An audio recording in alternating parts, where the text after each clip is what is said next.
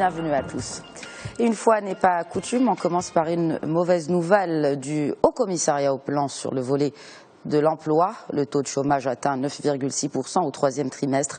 C'est un demi-point de plus par rapport à la même période de 2013.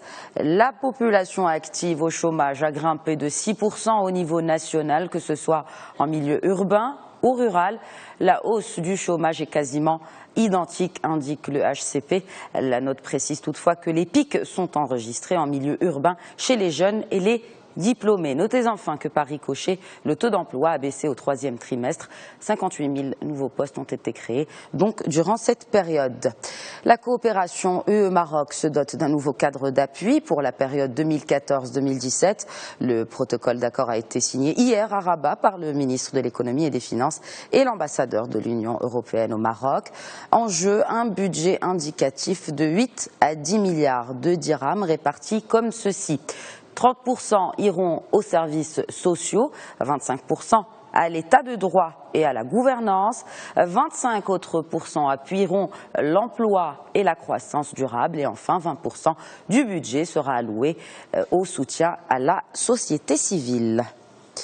Et dans le but de donner un coup de pouce à l'Office national de l'eau et de l'électricité, l'ONE, le Qatar fait un don de 23,5 millions de dirhams. La convention a été signée entre le ministère de l'Intérieur et l'ambassade du Qatar au Maroc. Convention qui porte sur la réalisation d'un projet d'alimentation en eau potable dans la province de Guelmim. Énergie, la coopérative Copag, qui dépend de la marque Jaouda, se met aux énergies vertes.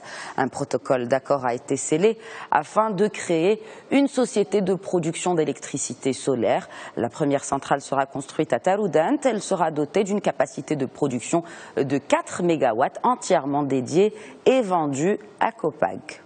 Et dans cette mouvance de transition vers les énergies renouvelables, Attijari Wafa Bank lance une toute nouvelle offre baptisée Effinergie. Elle prévoit des modes de financement d'investissement dans le domaine de l'efficacité énergétique, crédit à moyen ou long terme ou encore fonds d'investissement. Ce programme est organisé à l'échelle africaine pour promouvoir les opportunités d'investissement dans le photovoltaïque solaire.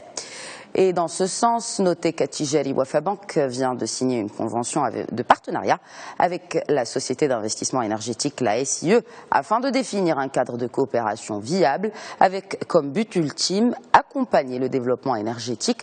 La convention a été signée en marge du salon Photovoltaïca qui se tient actuellement à Casablanca.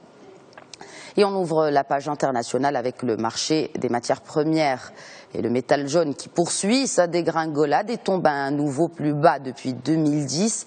En cause, la hausse du dollar. Or, un dollar plus fort plombe les matières premières liblées dans la devise américaine, comme l'or par exemple, ce qui les rend plus chers pour les investisseurs munis d'autres monnaies, et ces derniers se ruent alors vers d'autres valeurs dont les actions et délaissent donc la valeur refuge qu'est le métal jaune.